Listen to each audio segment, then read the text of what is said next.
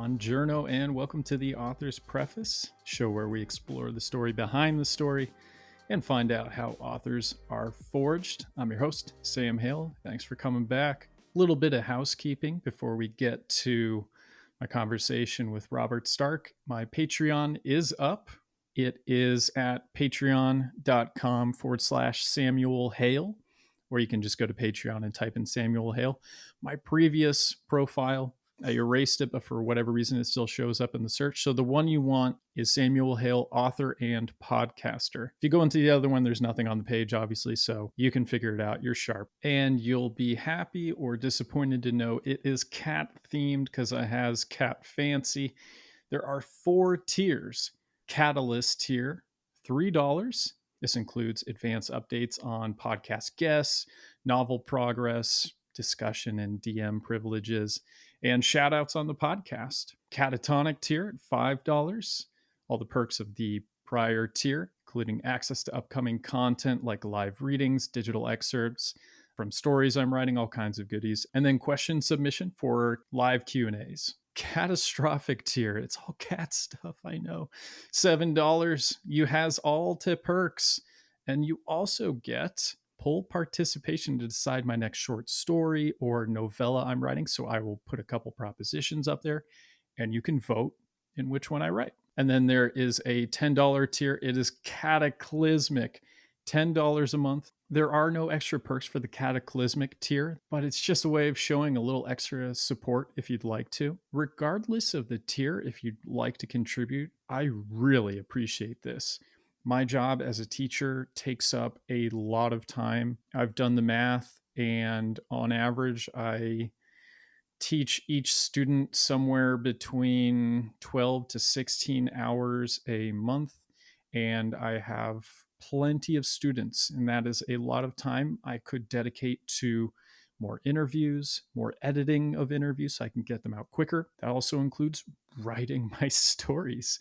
So I've done some math. If I hit about $250 a month, I can drop something like 2 of my students and get about 16, well, whatever 16 times 2 is. This is why I'm an English teacher, not a math teacher, and get even more time in, all those freed up hours. If you don't want to contribute, I totally understand. The Patreon thing is not something everybody's interested in. They're just happy with what they get. But if you'd like some extra goodies and you'd also just like to show a little extra support, it would mean the world to me. I really do mean that. This is what I want to do with the rest of my life. And knowing that there are people out there financially supporting me in that endeavor, it makes me smile. We already have about 6 people contributing. And I will always be open and apparent with how much money I'm making as well.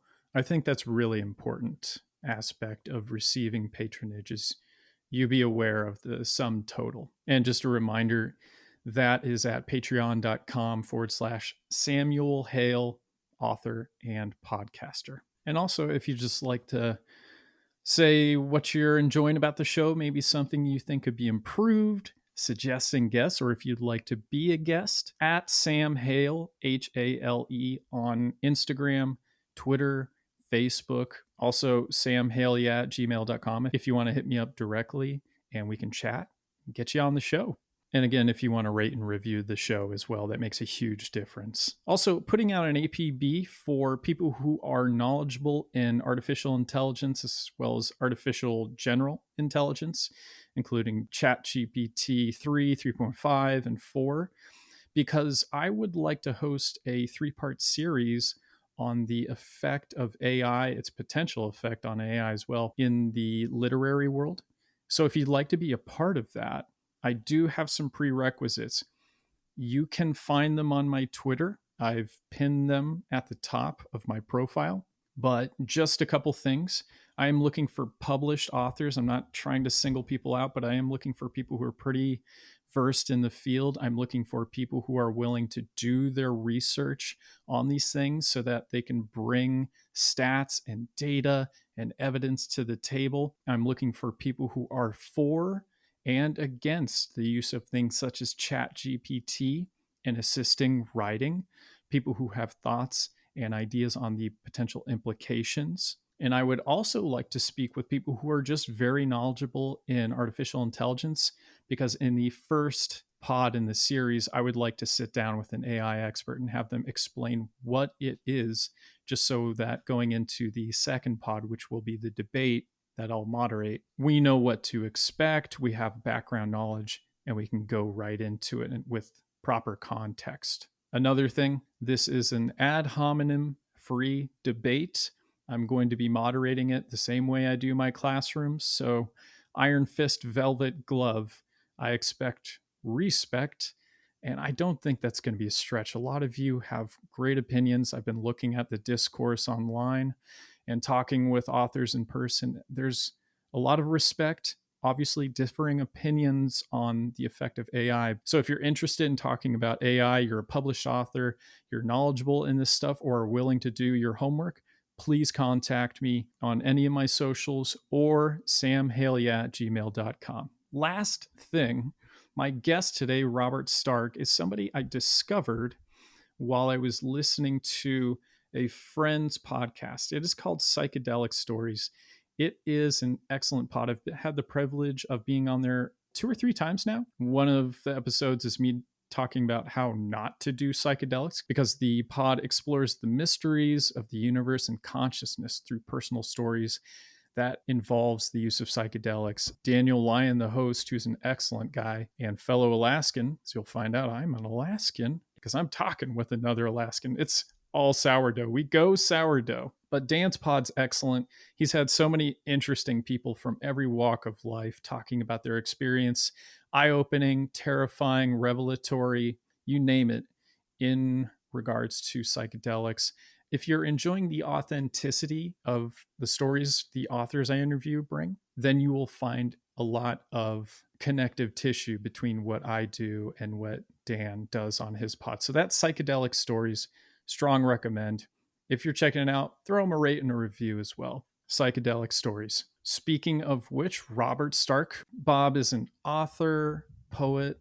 He writes memoirs, nonfiction, fiction, poetry, and his chore list as well, and then love letters to his wife. His memoir, which I strongly recommend, is called Warflower, A True Story of Family, Service, and Life in Alaska.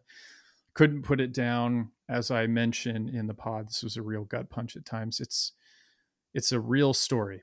And as you'll find out, Bob has a sense of humility in telling a story I found refreshing. Education background: attended grade school in Alaska, joined the Army 5 days after high school, and received extensive training in the Army as an airborne unit. Later received a Bachelor of Arts degree with a focus on sustainable agriculture, and also a creative writing degree from the Evergreen State College, and went to a trade school for construction tech, and currently teaches 7th through 12th grade. Hobbies: hiking, camping, working his land, botanical endeavors, writing, playing with his daughters, bike riding, travel, cooking, hanging out with his wife, beachcombing, bonfires, and anything that has to do with music. Bob's got a great website, secretgardenalaska.org. You can also find it on Facebook, and Bob as well on Instagram at warflowerstark. Secret Garden Alaska is great. You can find jewelry. You can find all kinds of botanical goodies that they grow locally, including things such as candied rhubarb, which growing up in Alaska, rhubarb is a big deal.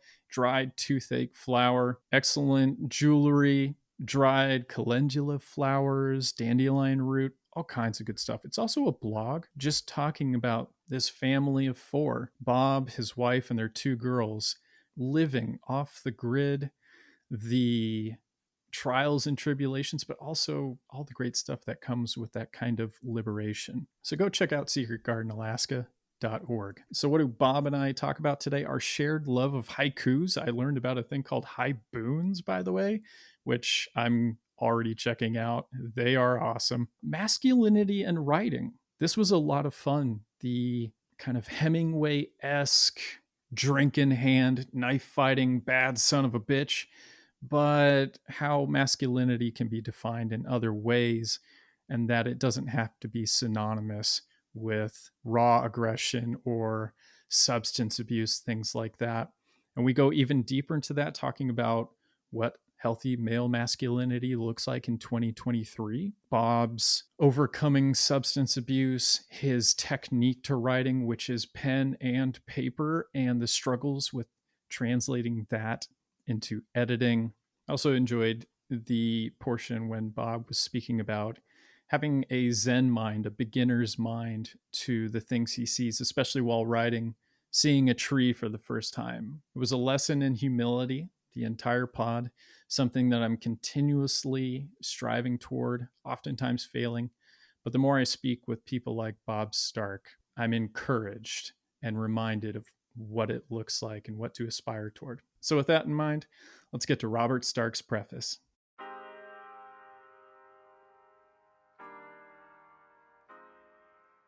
All right. And I'm here with Bob Stark. Bob, thanks so much for joining me today, man. Thank you for having me. Of course. So, I was really excited to have you on because not only are you a fellow author, but also a fellow Alaskan. And I found out about your book, your memoir, Warflower, through our mutual friend, Daniel Line from the Psychedelic Stories podcast, which I highly recommend. Definitely check out. So, for people who didn't get a chance to check out the intro at the top of the show, can you just give us a rundown of who you are, what you write, and so on? Of course. My name's Robert Stark. I live here in Happy Valley, Alaska, which is on the Kenai Peninsula, in between Homer and Nanilchik. It's a small town of one store, maybe a couple hundred people out here. It's really nice living. I grew up here in Alaska, and I've always written various things from rhyming poetry about Ken Griffey Jr. when I was a little kid to the little reports that you do throughout school. And then later I discovered that I love journaling and writing, not so much about my emotions as much as about what I go through, what I see, all those things. I've always been a little wannabe travel writer, if you will. So I do writing of all sorts, man. Poetry, nonfiction, fiction, imaginary wanderings, a lot of lists out here on our small farm, and love letters. I love handwritten letters, not love letters to anyone but my wife, but I do love writing letters. I've always been a letter guy. So that's about it, man. Great. Well, I'm really looking forward to getting into this conversation after reading Warflower. I'll tell you what, man, it was a real gut punch at times, and I think it's a story people need to hear. So let's get right to your preface.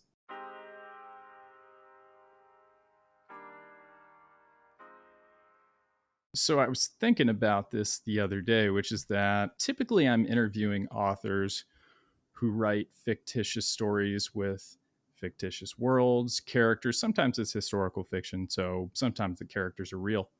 You wrote a memoir. So getting into this old world, this world before, you took writing as serious as you are now, I'd really like for folks to hear your old world because, my God, man, you've been through a lot. So why don't you tell us, Bob, what your old world was like building up to this moment? Wow, what a great question. Leave me a whole bunch of space to go into. So I'll start by saying that I recently had a librarian read the book there in Homer, Alaska, and his response to me was, "Oh my God, I can't believe you've been through so much. How have you dealt with all of this?" And for someone like me who's been through so much, and I surround myself very often with people who have been through more, I read Warflower and I think, I mean, it's not that hardcore. I mean, come on, man. You ever read the things they carried? I mean, come on. So, with all that, I'll start by saying my story doesn't feel or seem that extravagant or challenging to me, but it is mine and I'm willing to share it. Where I was before this book came out, and the old world me, I would say, was a young man who was constantly striving for acceptance, for validation, for a pat on the back from really anybody who would give it, who was so afraid of letting people in that I rarely received the pat on the back. And the only way I found to receive the pat on the back was through physical means, through sports, through skateboarding, through being the hardest partier, through wrestling and fighting, whatever else that came my way, through joining the military and being a damn good soldier. never in my life did I consider myself any form of artist, and I still don't. A musician, an intellectual. That's not me. That's not my family. So I am, and I hope not in the future, but am the first in my family to graduate high school. I'm the first in my family to graduate college. And we've always just been kind of the Hardy Bunch. And so the thought of writing was always, and reading and the practice were both secretive things. I remember when I was in high school in Seward, Alaska, I had a girlfriend at the time who I allowed to get to know me, and I got to know her because it was so rare for me at that time. And she found out my love of books, my love of writing. And I've always been a writer. And she found out that I was a library aide at the school, not only because it was an easy grade, because I could steal books from the library. I remember when she told some of the other girls there at school, "Oh, Bob loves reading." And I got so pissed. Yeah. Do not admit to anyone that I'm a reader and a writer. That is soft. And so I always want to be a hard guy, So where I was before this, writing was in those places. And writing has always been this secretive thing that allowed me to document my history, my family's history, what I see in front of me, and little bits of tapping into emotion. And when you add on to that, I'm sorry to keep going. When you add on to that, all of those actions, those fears, those strivings for validation, that led me into being an alcoholic who just drank to hide from everybody. And then when I'd have periods of sobriety, it would be, I'm going to write and get all this stuff out. And then I'm just going to travel here and travel there and go to all these places and write about it and never share it. And most of those journals are all gone, water damage, fires, whatever it is. So yeah, not to keep going, but No, you talk as much as you want. And I was looking at this, and it seems so obvious in hindsight just how beneficial journaling can be. And I flub today because I try and journal before I write because I find it helps grease the gears. And one thing when I was kind of looking through your story, as well, just kind of doing creepy homework on all my guests because I can't help it, is just the utility, the I guess the therapy and journaling. Do you still journal to this day? regularly. But the way I journal now is different than when I was younger. As a single man, I had so much time to journal. I'd write pages and pages, and it was real practice for writing bigger pieces of fiction and nonfiction. Today, my journaling is very much haikus. I'll write 5 haikus a day. Are you doing like 575, 777? What's the Yeah, sometimes I do 57577, but mainly it's just 575 and then another one. And then I go back and I put them all together and I give them to my wife. And she cries. She likes oh, them. And that's about my journaling at this point. a lot of like Japanese Zen Buddhist monks would do these things called deathbed haikus. Are you familiar with those? I've never heard that term. It's pretty much what it sounds like. These monks who were right on the cusp would spend the last moments of their life essentially compiling a haiku, and it gives you just this existential kick in the nuts because you've never read something that authentic that is so terse, because again, it's usually 575 stuff like that. Strongly recommend it because I read a couple in college, and one, I mean, because you really have to dig these things up. They're not all that well known about. Not a lot of people seem to document them for whatever reasons, which is a shame. But I read one in college one day, and I was writing this huge research paper, and of course, I just decided I'm going to read about deathbed Zen haikus, and I was like, well, fuck, there goes. I'm not writing any more of this paper today, man. You have a military background, and a lot of Warflower focuses on the ramifications of your service in the military. Getting back to journaling, were you journaling while you were in Iraq, for example? Oh yeah. Yeah, one of my favorite pictures I have of me or is me looks like I'm, well, 18, which I was, and I've got a big cigar in, thinking I'm, a full grown badass. And I'm sitting on a chair, and there's sweat stains all over my brown shirt, and I've got a pen and a paper, and it's a notebook. And so I journaled through my first one, my first deployment. I did the, 1 year there. It was 11 and a half months during the invasion in March of 2003. We parachuted in my unit. We parachuted into northern Iraq as, yeah, part of the invasion. And then the second year, I went back with another unit. Both times I was journaling. I've always been the journaler. I've always been that guy. Like at that point, I was the infantryman, and I was surrounded by guys who, they were sitting there. If they had a chance, they were watching porn or, Yeah. playing Halo or whatever. And I was journaling. I was reading about meditation. I was raised in these different psychic, energy based belief systems that had a lot of influence from Native American ways. My mother was into those things. And so, because of that, I was just reading and writing. And to go along with what you were saying in the previous statement, is when I was in college, I took a class called Asian American Popular Culture. And I signed up for this class because it was the only one that I could really get into at the time. I was signing up late, and my professor, Chico Urbison, is the main reason I got my book published, or I published my book, because he was so drawn into my writing and my story and supported me so much. But either way, I had to write one final essay, and the final essay was all about haikus and about haiboons as well, which I grew to love the form. Wait, what's a high boon? I've never heard of this. Gosh, they're so neat. So the haiboons, like Issa was writing these, and it would be 575 or 57577 followed by a vignette. What?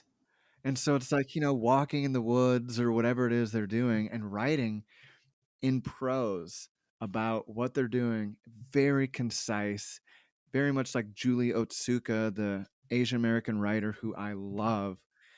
And then the haiku. And that was so inspiring to me to strip all the prepositions, strip as much out of my writing as possible Hmm. to be concise. And it's hard for me to do when I talk. But that's the thing. We talk like we talk. Some people say right like you talk, and I go, well, yeah, for some people, but yeah, I mean, that's just how we talk. That's cool though. Like that's a great exercise because whether I was teaching when I'm teaching present tense students how to write in creative writing or just academic English, or I'm working with fellow writers, the the art of cutting off the fat truly is an art, and it hurts. A lot of people don't want to get rid of their adverbs, so reading something like a haiboon, that's awesome. I don't know how I've never heard of this, man. That's so cool. One of the things I was wondering, because while I didn't serve in the military, I have a fair amount of family that has, and friends, of course. You mentioned journaling. Were the guys in your squad making fun of that? Were you just hiding that you were journaling? Was this something you did under the table? No, by that point, when I was in Iraq that first year, I was so close with those guys. I was probably closer with them than, I'm not going to say my wife, but on different levels.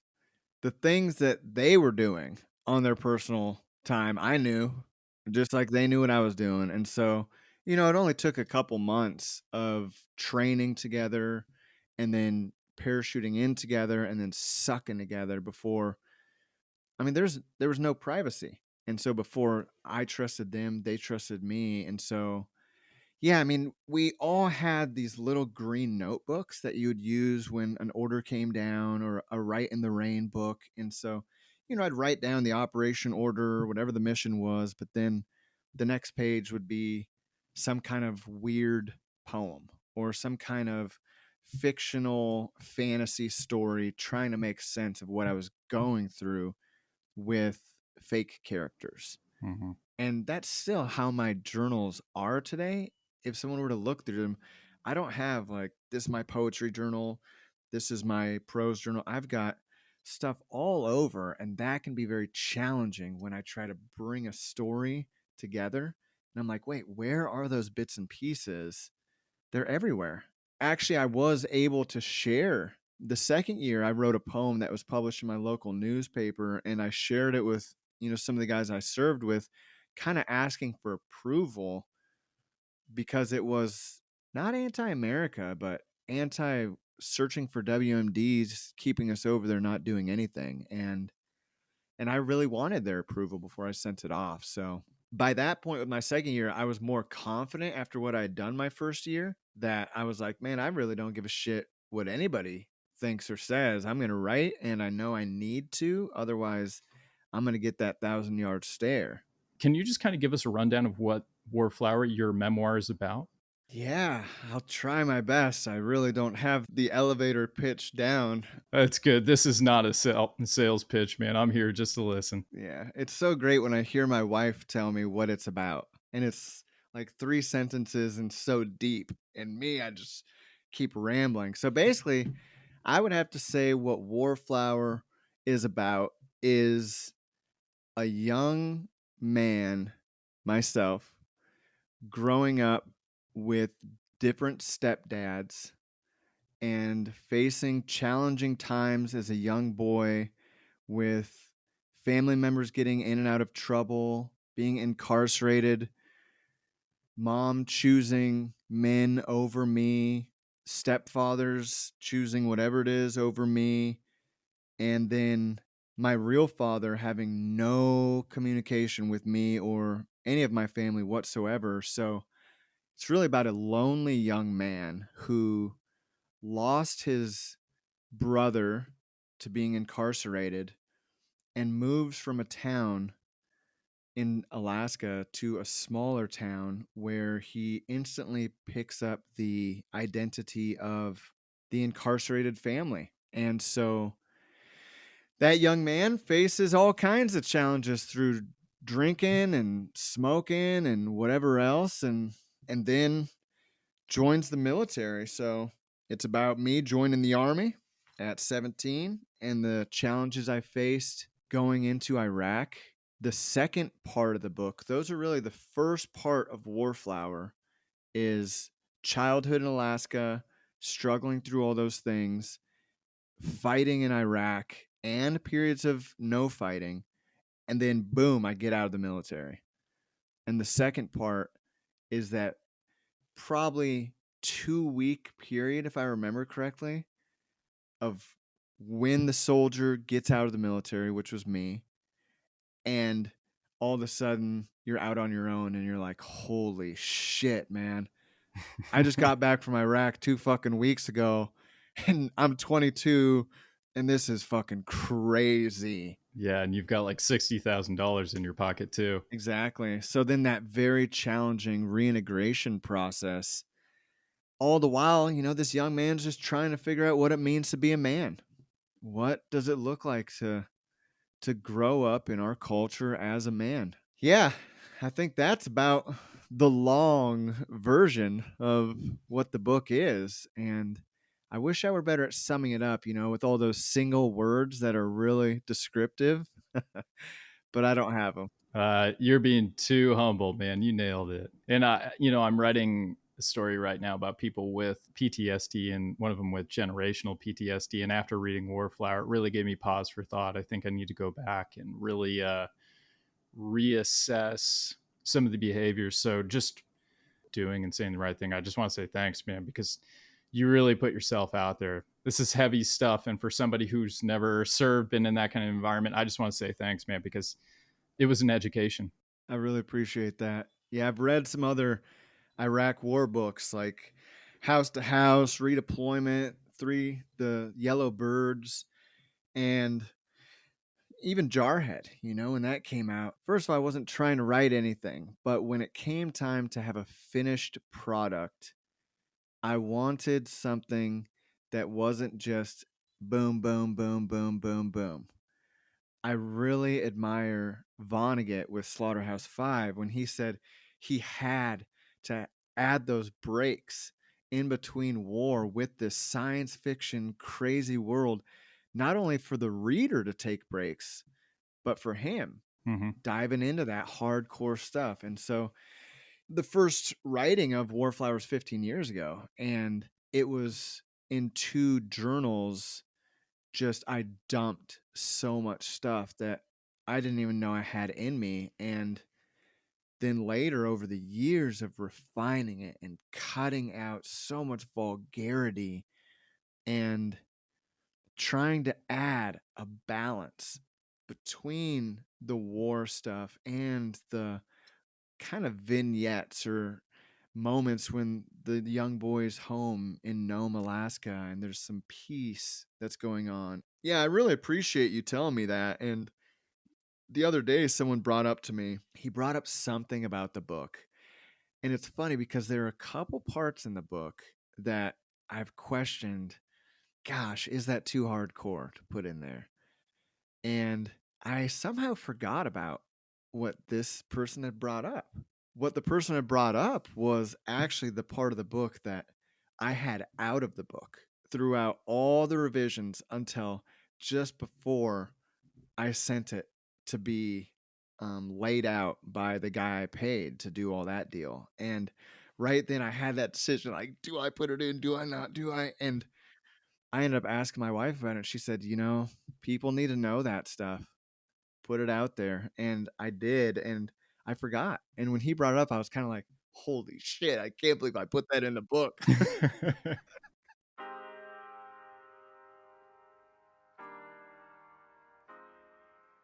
So you mentioned authors like Vonnegut. Were there any other authors, any kind of seminal works or mentors, people you spoke with that inspired you not only to just write, but to put Warflower out into the world? Oh, most definitely. There have been so many. And I'll start with just a list.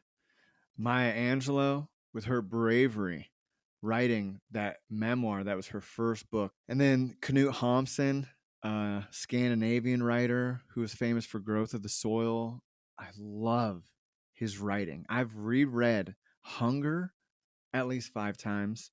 All Quiet on the Western Front was an incredible book. Hemingway, as my American author, I hate to say it, but I've just studied his writing and I really appreciate what he does with storytelling and with cutting out useless words and difficult words to understand. Kerouac's ability to just ramble on and capture a character through dialogue, capture emotion and confusion and the madness of life in an authentic way, where I read some of his books like Big Sur and I never wanted to touch it again. I hated the book. But then I read other ones like Dharma Bums that I finished, and right when I finished I had to read again. Poets like Gary Snyder, Langston Hughes, Robert Service. I didn't mention Julie Otsuka, but I love her writing. She writes these 130 to 180 page books that are so small but so dense, and you finish them and it's like you were right there in this world that she had painted. She was a painter, and so she really does paint this picture for people. And she writes, it's like one book. I think she maybe has 3 or 4 books. She puts one out like every 10 years, so she's not rushing to get them out there, and I really respect that. On a face-to-face level, an author named Pico Iyer, that guy I met at a writers conference, and I've read some of his books like Video Night and Kathmandu. And he's the one who actually shared, who convinced me when he gave me feedback. He said, I like this, I like that, blah, blah, blah. Keep all the F words in it. They're authentic. That's a powerful story. But there's one thing you need to change. And I said, what's that? And he said, you need to make it a memoir, because we all know this is not a fiction book. And I was hiding behind fiction, false names. There were a couple little fantasy elements that I'd added to make it more like, oh, see, this is kind of this other world. When he told me that, I had to take a step back and identify the fear that I had because I was hiding. And then to be like, you know what, you're right. Whew. So there was him, and then John Straley, another Alaskan author who I met at a writers conference, who was really right off the bat like, I'm taking you under my wing. I'm going to mentor you. Oh, cool. And then he gave me some suggestions that I thought were really sound, and other ones that I thought, you know what? This guy's an arrogant asshole. And I didn't take them. You know, it is what it is. And then lastly, but not least, is this man named Hal Post. And Hal Post, Harry Post is his name. He's a 94-year-old guy who lives in an old folks home in Anchorage. And I met him at a writers conference in Skagway. He was 90 at the time. We had to do a train ride. We got to do a train ride followed by like a 1.5 mile hike up to a point where we'd sit down and write and then hike back. And Hal Post was wearing basically a suit with dress shoes. Oh, geez. And he walked the whole way. Not one complaint. You know, people kept coming back and checking on him. But during those 3 days while I was there in Skagway, him and I just, we hit it off. And over the years since I met him, he sent me a few books that he has written that were all self published. And some of them just, they're so good.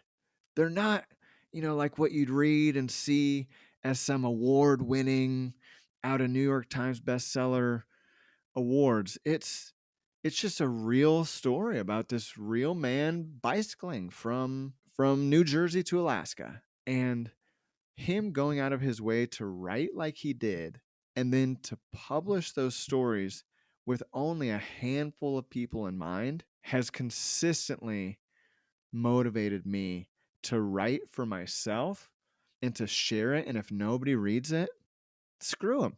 I wrote the story. You mentioned some fantastical elements. Kind of reminded me of the Forever War.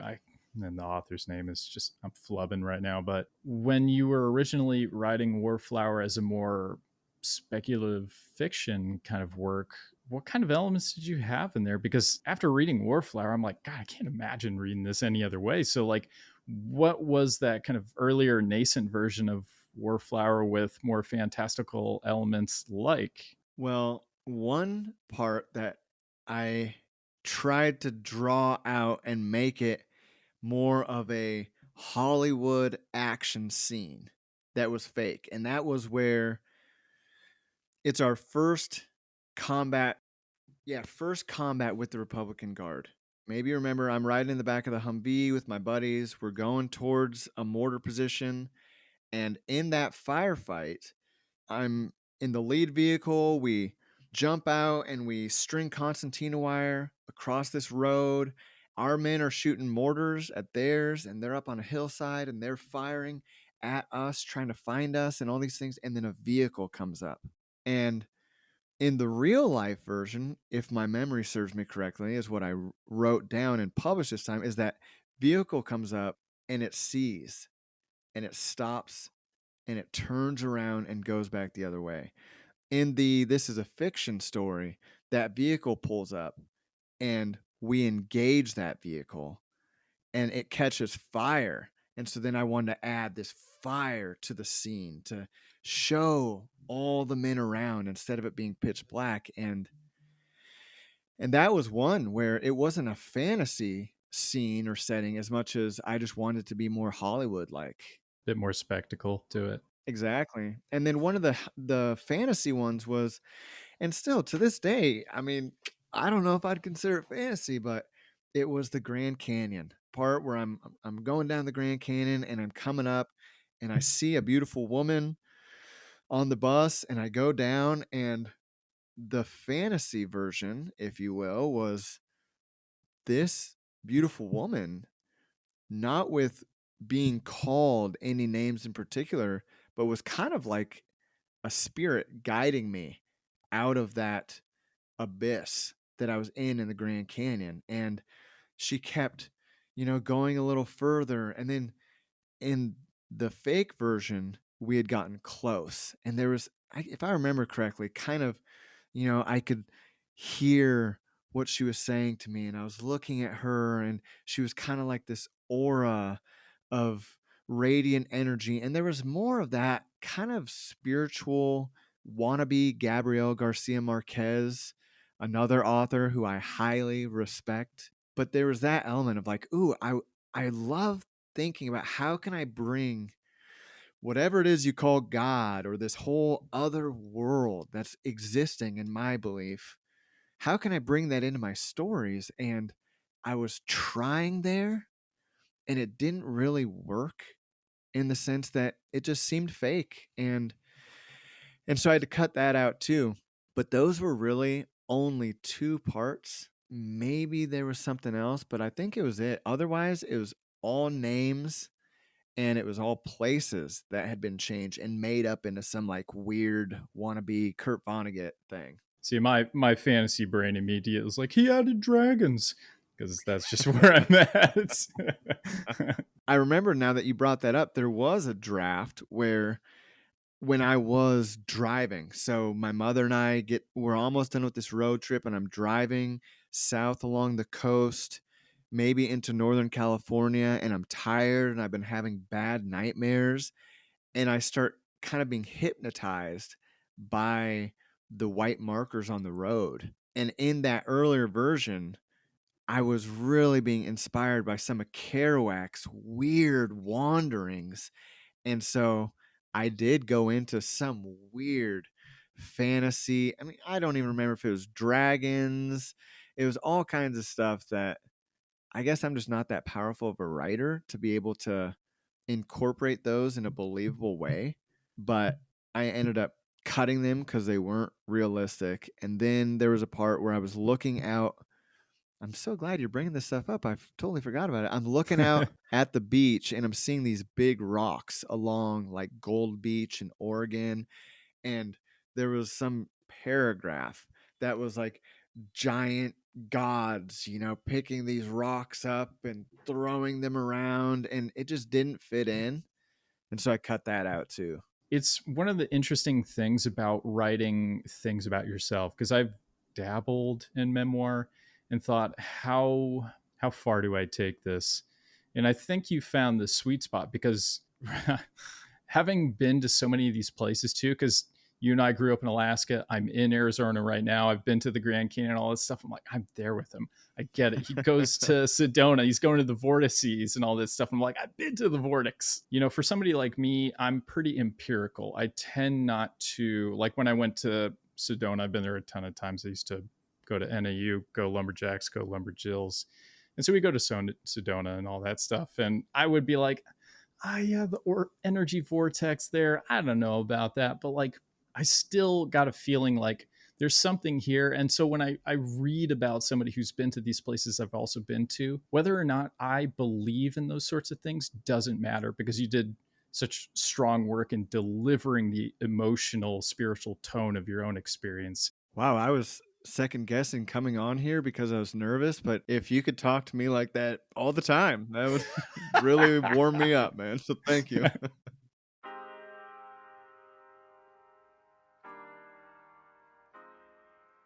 Bob, I want to go into doubts now. Were there any doubts, whether they were, well, they're almost always self imposed, any kind of obstacles that were keeping you from taking writing as seriously as you would have liked? 100%. I think the biggest doubt is what I've already mentioned previously, and that was growing up in a family where my brother was imprisoned. My father, my birth father, was in and out of prison, and his father was a tough boxer. My mother was raised in a military family with a bunch of boys, and she was a tough lady. So I was raised in that kind of Ernest Hemingway men without women idea that a man is a brusque, the sun also rises guy. Like I want to be a bullfighter or a knife fighter, not a writer. Yeah, that was most definitely the biggest obstacle, was getting over that identity crisis, I would have to say, that I lived in for so many years, and just secretly writing poetry and then kind of feeling like, "Oh, I'm a weenie. I write poetry," and then that leading into the doubts of if my story is important, if my poetry has any readership, or if I should just keep all of it to myself. because I've always written, like I mentioned, but I very rarely shared anything. I mean, just the other day, I shared a collection of poetry with my wife because I'm thinking about maybe going the path of submitting it somewhere or self publishing it. And we've been married for almost 4 years. And she was like, "Wait, you have a collection of poetry?" I'm like, "Yeah, I do." And so I'm still very much like that. And I'm working on getting over it. But that doubt, and then the doubt of, am I smart enough? Do I have the education? Do I need to get an MFA? Do I need to make connections in New York and in LA with these different agencies? And then, oh, what about, Milkweed Editions and all these independent smaller presses? Do I need connections with them? And all those social anxiety doubts of like, well, fuck, man, I'm not really good at going and being around people and just chatting. So I'm probably not going to make those connections. And so that leading into me thinking, well, okay, then screw it. I'm just not going to try to publish anything. I'll just keep writing because I know it's vital for my mental health.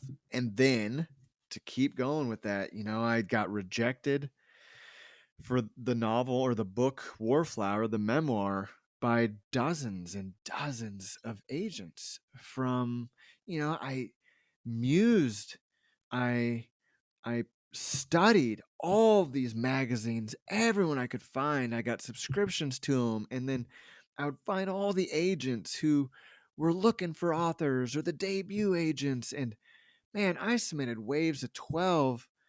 I don't even know how many times over the course of years, and just never got bit by anybody. And so, that led me to getting advice from John Straley, which said, well, you do need to get some more education. Your writing needs a little bit of help. And I did go back to college to finish my bachelor's degree because I had that belief that I wasn't smart enough, that I needed more education, that my writing needed writing teachers to help me. And you know what? I'm grateful for that advice he gave because I learned so much returning to college to take writing classes because before that I just focused on agriculture and growing food. And so with those doubts from the agents coupled with the self-doubt of I'm an idiot who has no potential in anything other than hard labor or grocery store clerk jobs,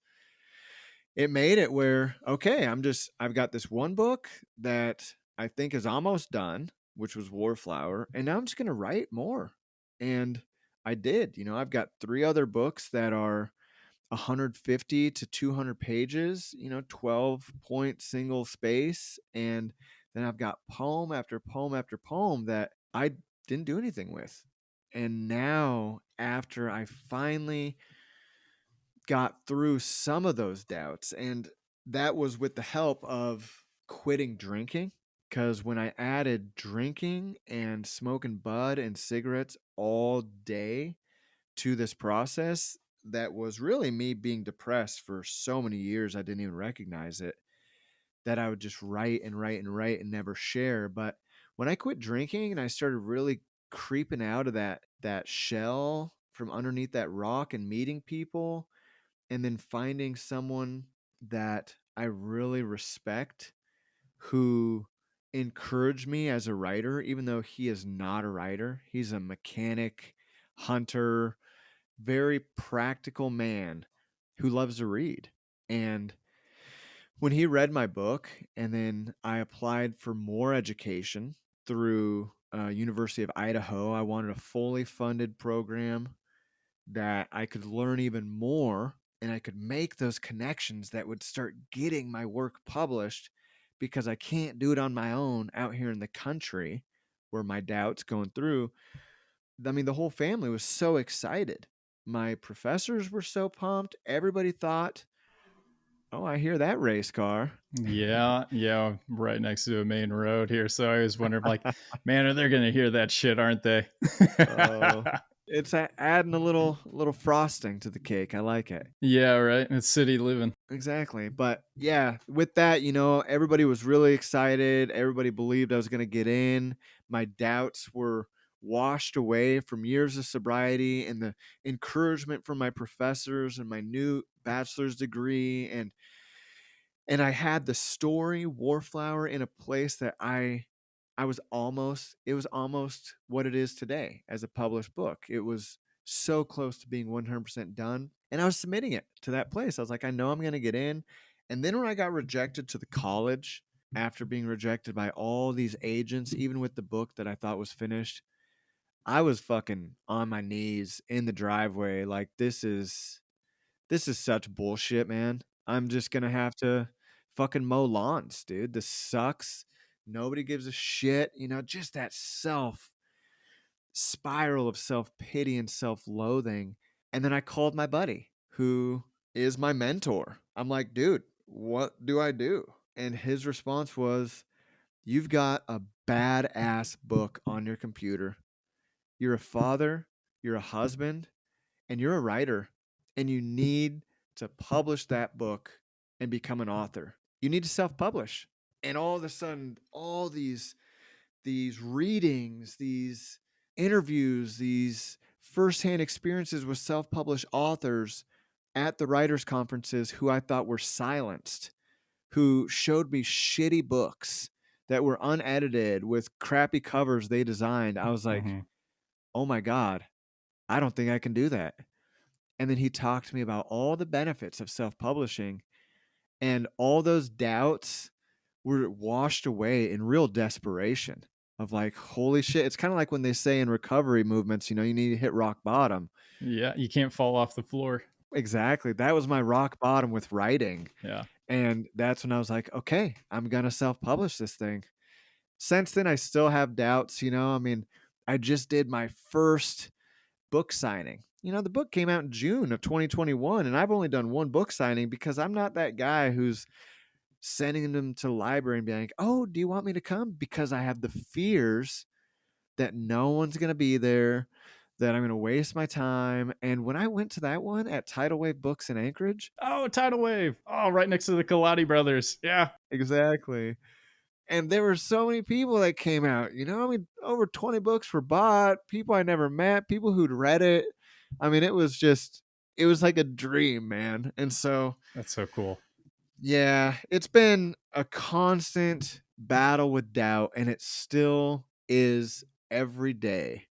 And now I'm sorry to keep going, but I love this essay by Ray Bradbury called Investing Dimes, I believe it is.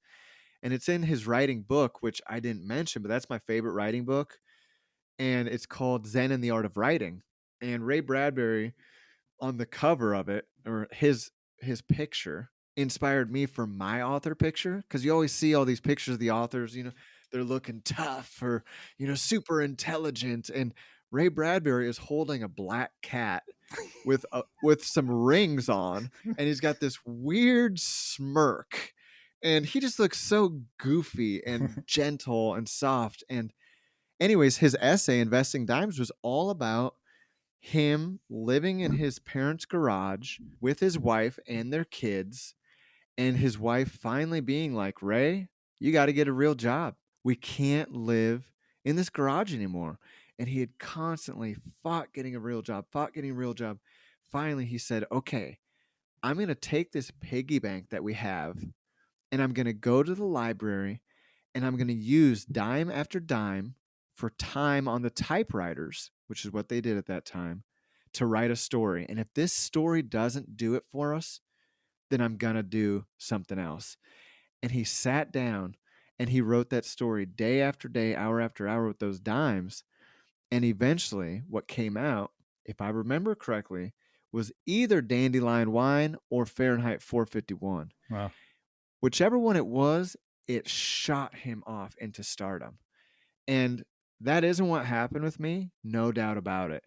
But that doubt from family, that need to make money as a father and as a human, really, comes in every day. Every day when I think, should I sit down and write, or should I go plant kale that I could sell? Probably 7 out of 10 times I go plant kale. So the doubt's still there, man. It's a real battle.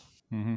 I want to circle back to something. This is, I could say it's a lateral move or adjacent. We'll see. I read through Kindle because of how shitty my eyesight is. I need like all the accessibility features. And I realized it was about the last 5% of the book where you started talking about masculinity in a more straightforward where you'd kind of pirouetted around it periodically because you were trying to figure out what is masculinity? What does it mean to be a 22-year-old man back from the Middle East, and what's self determination? What do I do with my life? And I've had this conversation with a lot of people in and out of the writing world. And my previous guest, Ryan Cahill, and I talked about what is positive platonic male relationships look like. What is it? What is masculinity? You don't have to have an answer. Maybe this is just a back and forth here, but It's great. to you, what does healthy masculinity look like? Oh, what a wonderful question. Gosh, isn't that a tricky scenario to go down? You will not get canceled on my pod. No one's going to cancel you. I'll take the heat. Yeah. I really respect a podcast host that I listened to and I was interviewed on recently. His name's Andy Stumpf, and he was interviewing this man who was known for the longest sniper shot, or he was on a team that shot the longest shot. And I was listening to this interview, and it got to a point where Andy asked him a question that was a political question. This man was kicked out of the Canadian Special Forces during COVID because he refused to be immunized. And Andy asked him these questions, and that guy stops. Dallas Alexander was his name. And he says, I don't know how far you want me to go with this, Andy. And Andy said, you take responsibility for your words, and I'll take responsibility for my words. Yeah, there you go. I can live by that creed. Yeah, it's so great, man. So I guess I don't really know, and I'm still on the path of discovery regarding what healthy masculinity looks like. I do believe that a man is meant to be a protector. I do think so. Mhm. I think a man is meant to be a warrior. I think warrior and protector come in so many forms. All of these words can be dissected. Yeah, you can be a peaceful warrior. Exactly right, man. You could be, Thich Nhat Hanh or Thich Nhat Hanh, the Vietnamese monk. I mean, there are so many warriors out there, but I believe that men need to find something to fight for. And if it's your family, if it's clean water, whatever it is, you got to fight for something. Otherwise, you're going to start internally combusting. I believe that masculinity involves the ability to be gentle. The gentle man was not just a word that was used during the 60s and 50s and 40s. It was actually a person, a man who was gentle, and people wanted to be around that man. And a woman wanted, or whatever it is at that time, it was a woman wanted to be with that man as a lover and a father. And so I think being a gentle person is required to be a healthy man, in my opinion. Well, I think a gentle man is also one who is aware of what he's capable of and has exercised a high degree of discipline and willpower. Exactly. Yeah, so often I see, I don't know about where you live, but I see here, the man who is just looks like they haven't smiled in 7 years and they got a gun on their side and they're I mean, so aggro. And I look at their kids or their spouse and I think, "My gosh, that must be so tough to live and be around someone like that all the time." And so, with that, like you said, I mean, a man, just like a woman, to know their capabilities, to know, okay, if you've been trained to be able to kick someone's ass, it doesn't mean you need to go around kicking people's asses. Mm-hmm. I believe that a man, just like a woman, should be humble. Humility is not something that a lot of people face to be or strive to be anymore, is what I'm finding working in high schools and middle schools. They want to be rich. They want to have a lot of girlfriends. They want to find ways to cook and sell meth where they can make a lot of money or whatever it is to make big cash. And so I think that the values that a man needs to carry to be a healthy man are family, health, including emotional, Hmm. and spiritual, whatever that form may be, and physical.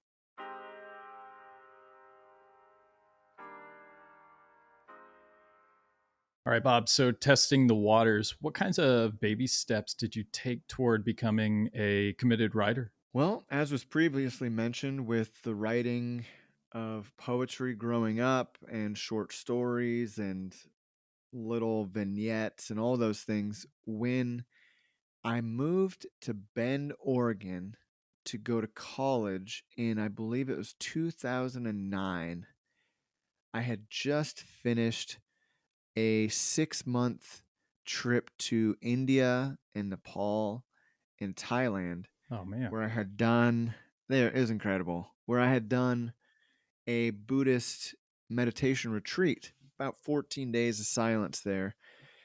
And while I was on that trip, I did have a notebook that was just poetry.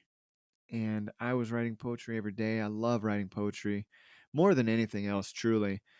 And I had shared all those poems with my girlfriend at the time I was traveling with. And it was the first time when somebody had read or heard my writing and been like, holy shit, man, you have a way of capturing what we're doing, what we're going through, and these depths and surface. I mean, whatever. She said all kinds of positive things. And so I ended up moving to Bend, Oregon. And right then I had quit drinking and I was kind of like desperate to change my life. And she came down there for, I don't know, about a week. We were seeing if things were going to work out between us, blah, blah, blah.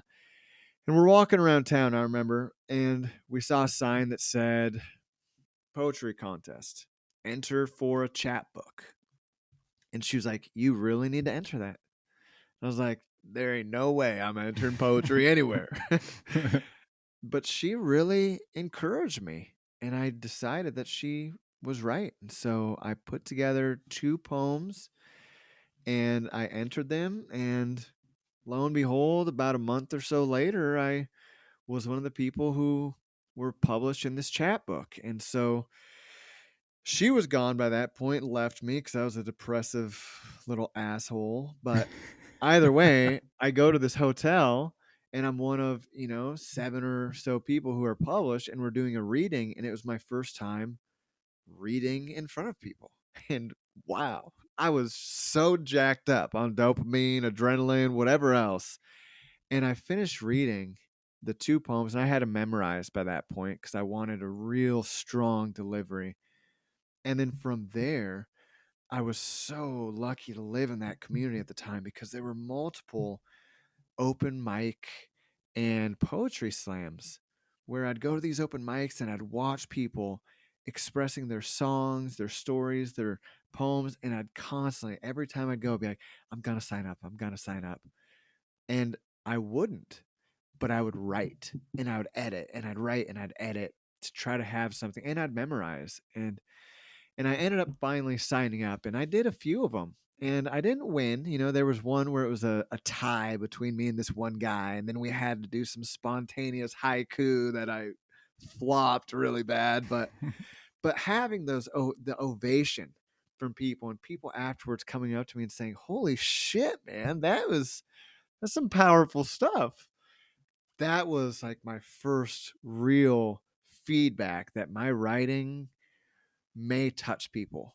And then after that, I went back home to Seward, Alaska, where a lady who had let me live in her house to finish my high school career or whatever you call it, my diploma, she took me in then in high school and later opened or started a newspaper that she called the Seward Journal. And she took me in as just a periodical writer. I'd write one article whenever I wanted. And And she was so impressed by my ability to write and how fast I could write, my attention to detail, all these things, whatever. I'm not going to toot my own horn, but about a year later, her main writer took a job at the Anchorage Press in Anchorage. And she was like, Bob, I'm struggling. I need a main reporter. Please, I'll offer you this amount of money. I need you. And I stepped up and I did that for her and for the newspaper for a couple years, 2 or 3 years. And that validation, that discipline of every week, every day writing, seeing the impact I can make in my community through interviews, the practice of dialogue, capturing what people were saying, man, that really helped me out and it boosted me up until finally I realized that I had longer stories that were sitting on my computer that I was not working on. And I remembered my dream was not to be a reporter, it was to be a guy with books. And I quit and I bought property 200 miles away, 20 acres and a little house, and I wanted a farm. And she allowed me to keep doing a weekly column, which opened it up to me being able to write about whatever I wanted and send it in. And I did that for a couple years where I traveled to different places and I was able to practice my travel writing doing that and being paid. And that validity of getting paid to do it really helped. And so those steps were followed by returning to college and having professors and peers read my work and say, holy shit, man, this stuff really stands out. And all those things led to where I am today. I used to have a writing group I ran, and one of the guys, his name was Bob as well. He used to write for the Wall Street Journal, and he decided he was going to start writing young adult fantasy. And while it wasn't groundbreaking in any kind of way, his attention to detail, the way he sequenced things, there was never any blocking issues. There wasn't any like, well, he was standing behind her and now he's beside her. How did that happen? It was really interesting to see how somebody he'd gone to school for journalism. I think he went to like the Walter Cronkite School. Like he's swinging pretty high. And it was really cool to read his work because it was just so laser beam focused. Having had that experience and looking back on it now, do you think that your experience as a journalist contributed to how you write? Like, say, when you finalized Warflower, did it contribute to the writing, the cleaning up of Warflower? 100%. Yeah, I hadn't before that done any real sharpening up of cutting out all the superfluous details and I had a lot of repetition using the I's and the U's and whatever else so many times. And so having that job and having a word limit of 500 words or 1,000 words and learning and tweaking dozens of times until every sentence was powerful definitely made it where when Warflower was finished, it was because of that job. But one other thing I wanted to add, though, to this baby steps was when I was 25 years old, while I was in Bend, Oregon, when I mentioned earlier, I quit drinking and I started playing guitar.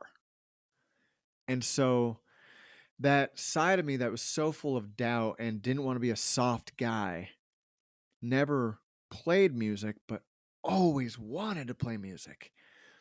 And so when I was in that time in my life doing these poetry slams, I was obsessively playing guitar and writing songs. And they were shitty songs, man. But I don't know the science behind it all, but I do believe that learning how to play the instrument like I did was coupled with me learning how to speak Spanish while I was in Latin America. And something happened with my brain. I don't know exactly, but I think different parts of my brain opened up. And more than anything was my confidence that, wow, I can play and learn an instrument. I can write songs and I can create this rhythm, which then carried into my prose, into my poetry, and that defined my style. And so I just want to finish this whole thing with I said, and now I am where I am today. And where I am today is really nowhere as a writer. I don't want to come off as being some arrogant asshole who thinks I've like succeeded. Like nobody knows me. I'm a nobody writer, but at least I put a book out there and I'm hoping to put more out there. And that's where I'm at.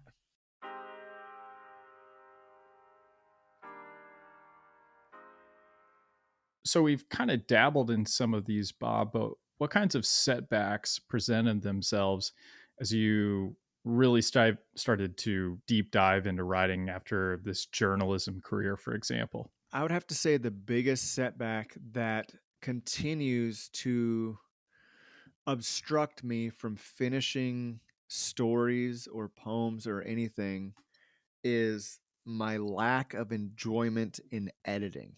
I love writing.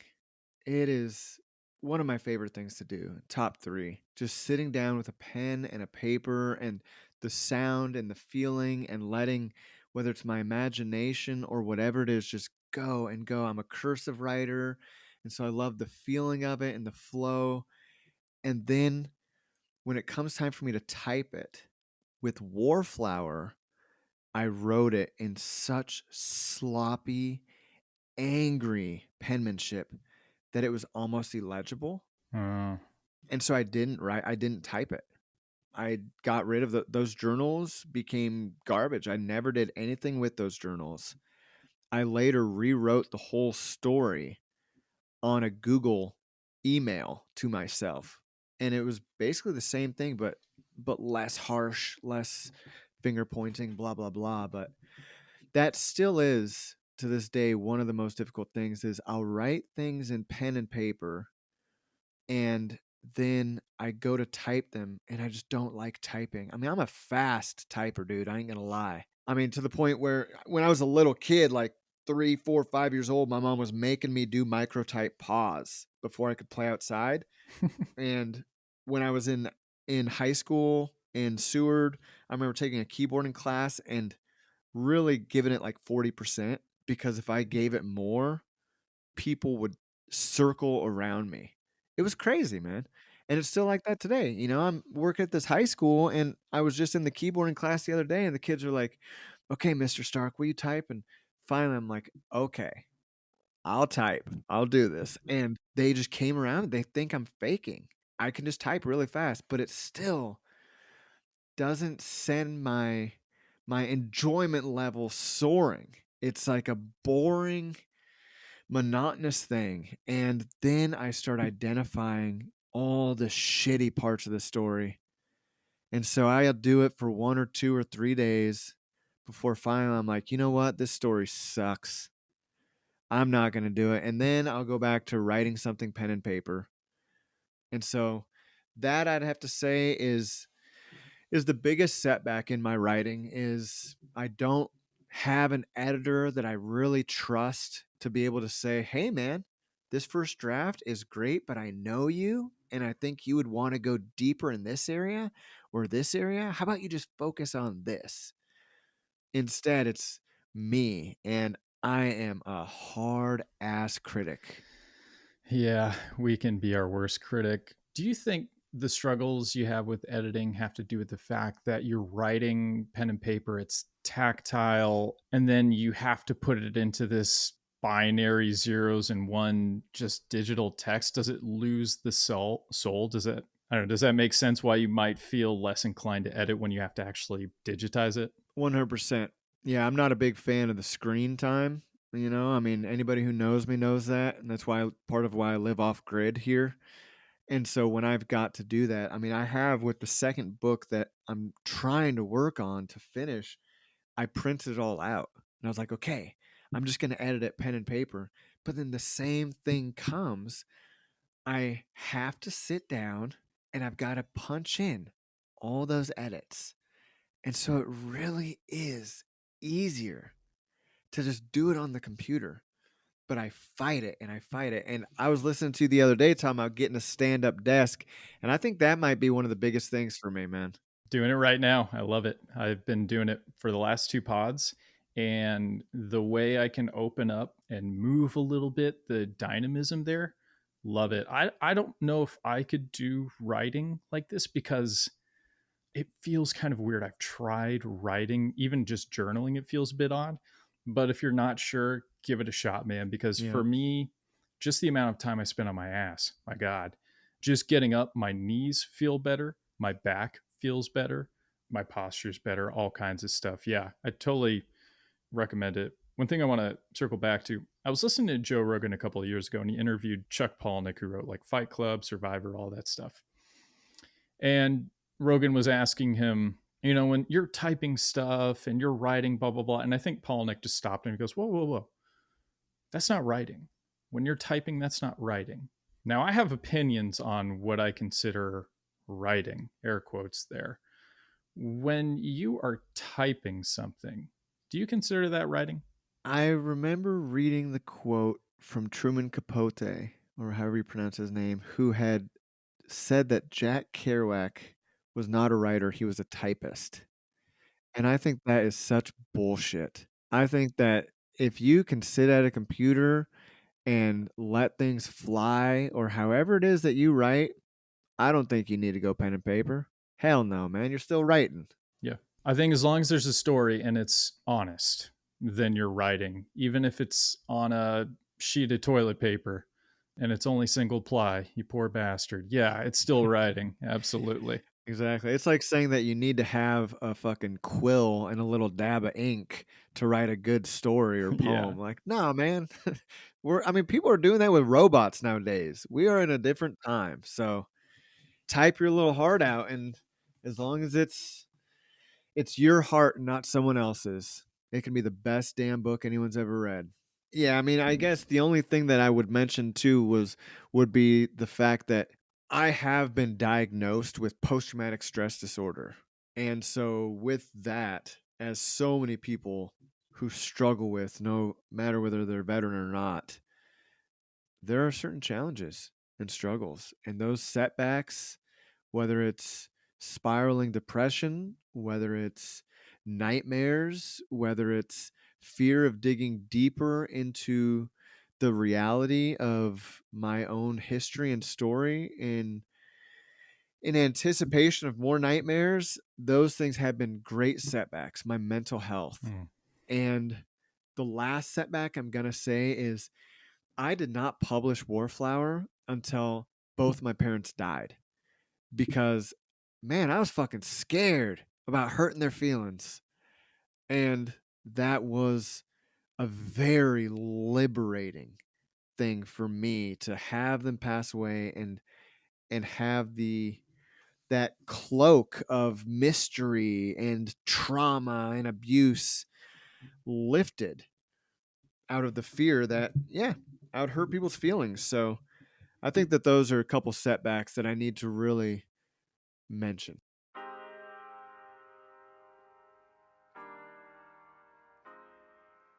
Bob, when did you realize you'd gone pro? Was there like an aha moment? Did it feel more organic?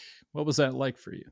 The stereotypical answer I feel like would be for me to say it's when I held my book in my hands or when I saw the cover being produced and I was flabbergasted, if you will, to see that this long text document was actually going to be something with a spine. And those were big moments, but still, it was and is nothing like when I get letters, man. Whew. I've gotten some letters from people who've read my book. Just today, it wasn't a handwritten one, but it was a Facebook message from this guy who was and is a war veteran and struggles with different substances and he wrote me saying that he's read my book 3 times and that his daughter looks over his shoulder and he weeps when he reads my book. He shares it with his counselor, with his soldier buddies he was in with his family, because he says it helps all these people understand some of what we go through in war what led to people signing up so often, and then that hard transition of getting out. And so hearing people tell me how it touched them. There was another letter the other day that was from a lady who wrote me. It was it was like 2 lines, and it said something like, "My husband is a Vietnam veteran. Your book allowed me to cry in ways that I should have 20 years ago. Wow. Thank you for allowing me to feel those feelings." And I've just had, I don't know how many. It's not like hundreds of letters, of course, but I've had at least a dozen of people who have written me, from 93-year-old grandmas on the East Coast who I can't believe are reading my book and are sharing it with their old lady friends. Like, oh my gosh. But that has definitely been the biggest realization, that I'm not going to even say that I've gone pro, but that at least I've strengthened my resilience enough to be able to put it out there and to have people read it. And yesterday, I mean, not all of them are like that, of course. Yesterday I ran into a guy who, I don't really like him. And if he listens to this, I don't really give a shit. We went to high school together. He was a Marine. I was an Army guy afterwards. He's one of those guys who you say, "Oh man, what's up? How you been?" He'll look up and say, "Well, the ceiling." Okay, That you guy. fucking guy. Yeah. Come on, dude. So straight face. Like, always been the most arrogant guy, but he wasn't that good at anything. I'm not trying to bash the guy. Either way, he's just like, "I read your book." Okay. "I read it fast." Okay. "It was an easy read." Okay.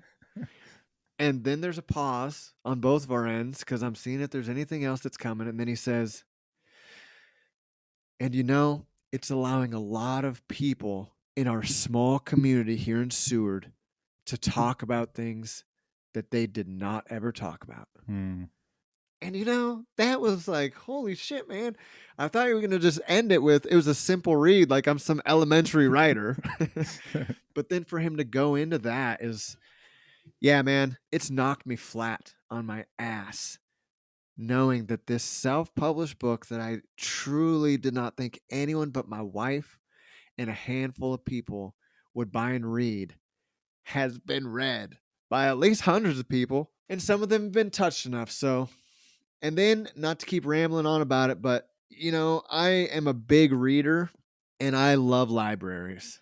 And so when I go to the libraries nearby me and I see my book on the shelf, or I go on Amazon, or I egotistically type my name, Alaska, into the search document, and all of a sudden it starts going to my book. Yeah, I mean, I do. I do it every day, man. It's been over a year, but with so many years, I'm 38, and ever since I can remember, probably from when I was 12 to 13, I wanted to have my writing out there. And so every day I'm like, okay, because I'm a teacher right now. I mean, this is an emergency teaching certification. And so I'm not a real teacher. It's just for this year. I'm a substitute teacher. But I have to tell myself, and I go on there every day to remind myself, you're not a teacher, man. You're just doing this for this year. I mean, of course, I believe everybody's a teacher, but you're a writer. You're an author. Don't forget it.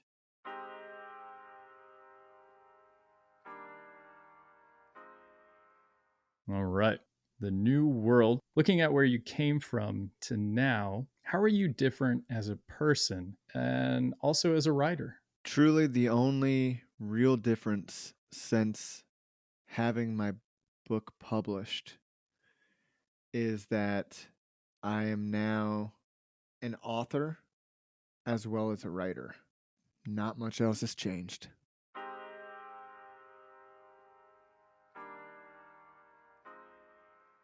All right. So, goodies time, advice. So, Bob, based on your experiences, what kind of advice can you give to aspiring writers? Read voraciously.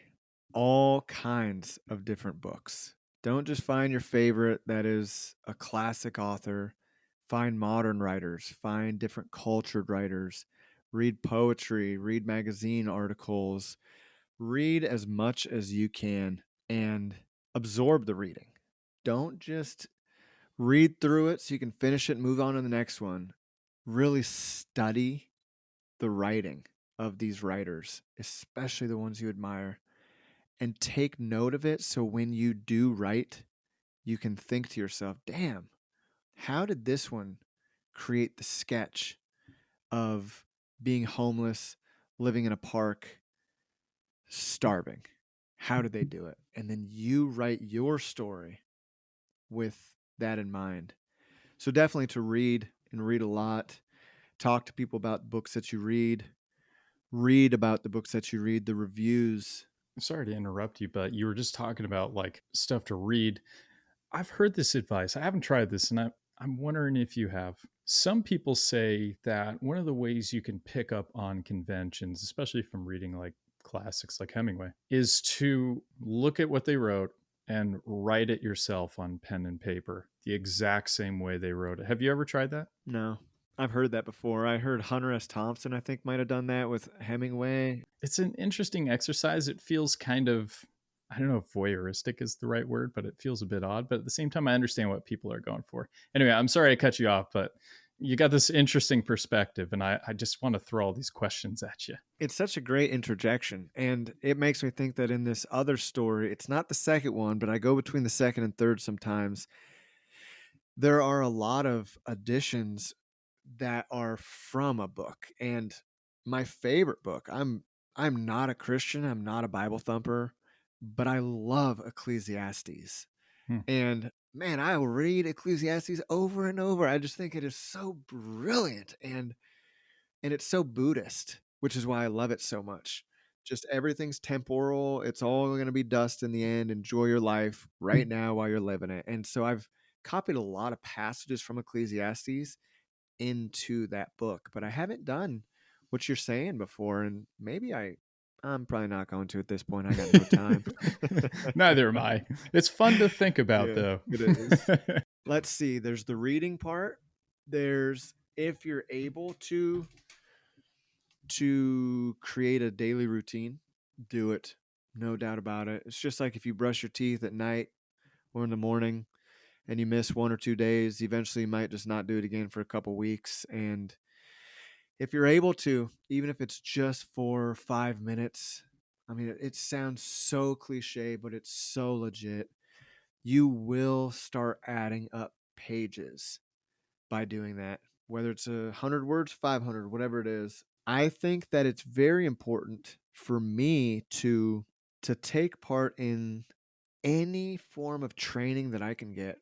I'm a training guy. I'm a military guy. If you got classes with your local, I'm involved in 49 writers here in Alaska, and anytime they've got Zoom classes, I sign up for them.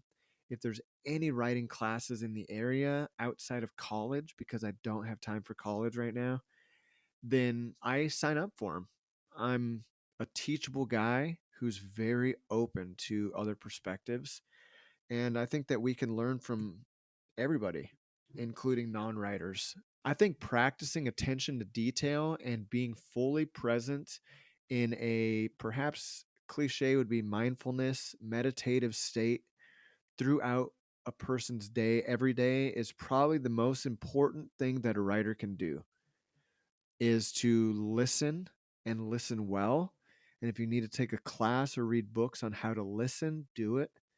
To look at the tree outside your window in a way that it's the first time you've ever seen that tree and try to write that down and practice sketches on a regular basis that will never be used in any story or read by anybody, but it's how do you write well in all facets of your life. If you're a fantasy writer, you're still going to have to write scenes and settings. And so you look at the clouds, you look at the grass, you look at everything that you can that's around you and try to describe it. And then listen to people talk. And if it's your child, if it's your dog, if it's the wind, these are all characters in our lives and can be characters in our books. And try to write down, whether it's an onomatopoeia or whatever it is, what these sounds are like. Then practice putting those together into something that is, whether it's linear or non-linear, that is a solid story or poem or whatever, and fucking sharing it with somebody. Mm-hmm.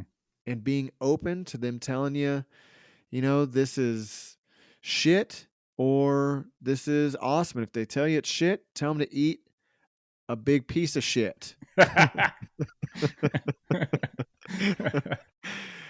You don't have to take everybody's suggestions.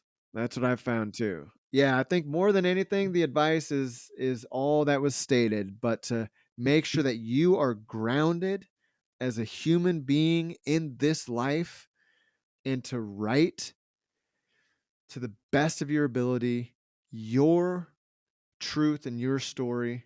And it all comes in the subconscious, and we work on it through our conscious, in my opinion, through that awareness. And then when we're sleeping, when we're going on long walks, when we're in the gym, whatever it is that we do, I truly believe that's when these things are working themselves out.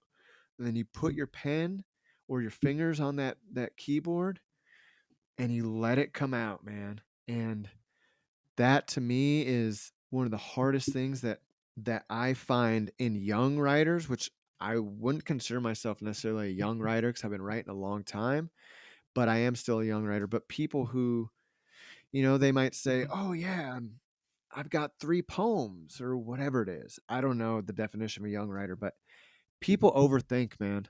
They overthink, you're trying to build a chicken coop. Just fucking build it, man. Like, you want to clean a window. Okay, you're not going to get every smudge.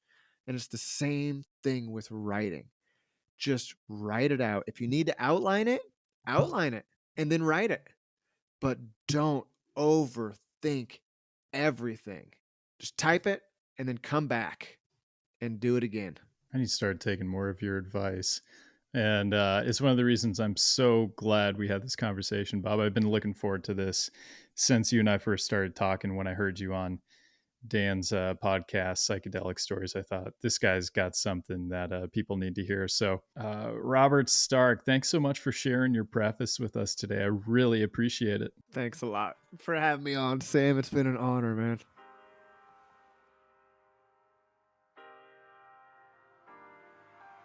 And there you have it, Bob Stark. Loved this conversation, not only with a fellow Alaskan, but a fellow author and just a down-to-earth guy. I really enjoyed, like I mentioned at the top, the humility Bob brings to the table, the conversation on masculinity. I am so glad I got to have that conversation with someone like Bob, deciding and deciphering what is a warrior. What should a man fight for? Is it for his soul? Is it for his art? What kind of war are you fighting and why are you fighting it? And how can you be a peaceful warrior, a kind and gentle man who understands restraint and the dignity in restraint? There were all kinds of resources Bob mentioned, which I will put in the show notes, including a local Alaskan stuff such as Tidal Wave Books, their website. If you are in Alaska or you intend to go, please go to Tidal Wave. It's such an awesome bookstore. And go check out secretgardenalaska.org. It's a blog. It's a little bit of a store where you can get local Alaskan goodies grown on Bob and his wife's farm using sustainable agriculture. You can go to Facebook to find Secret Garden Alaska, and you can also check out Bob's Instagram at WarflowersStark if you're interested in learning more about him and the memoir itself. And like I said, Psychedelic Stories with Daniel Lyon. Go and check it out. Bob is also on the Cleared Hot podcast with Andy Stumpf. It is not out yet as of this recording, so if you'd like to know when his pod drops, maybe ding that notification bell so you can hear it when it does. As for me, of course, Sam Hale, on Facebook, Twitter, Instagram. I have a link tree with all that as well. My Patreon, patreon.com/Samuel Hale. If you are enjoying the show, rate and review. It makes a huge difference in analytics and gets me a little bit closer to monetizing this thing and maybe breaking away from teaching even sooner. And again, if you are interested in having that conversation about AI and literature, please contact me any way you like, including emailing me at samhale@gmail.com. Just want to thank you again for checking out the pod. I've got a great guest, really looking forward to introducing you to if you haven't heard of him on the next pod. It has something to do with gunmetal, but in the meantime, stay humble, folks.